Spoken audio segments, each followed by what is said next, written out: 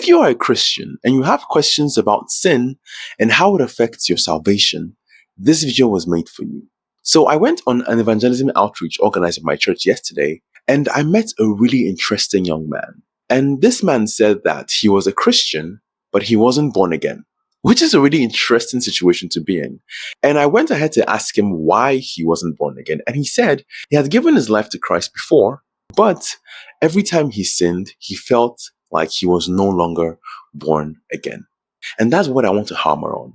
Being a Christian doesn't automatically mean you lose the ability to sin. It just means you lose the ability to remain in it. The main difference between a believer and an unbeliever is that an unbeliever is dead in sin, while a believer is dead to sin. What do I mean by this? An unbeliever would sin and it's a normal day, like it's just a normal day at the park. But a believer would sin and would feel an intense feeling of guilt. That's because a believer is dead to sin and alive in Christ. In medicine, there's something called an immune reaction. And by the way, I'm a medical doctor by training.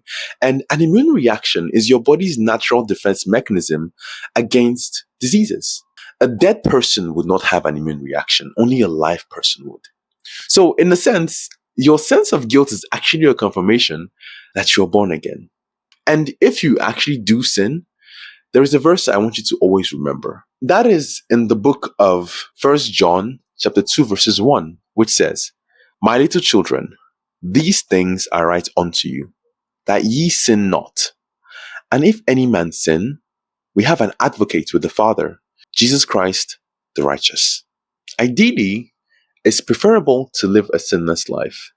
But if you do sin, always remember that God is there with open arms, ready to patch you back up to continue the race. Hope this helps and you are welcome. And happy Sunday.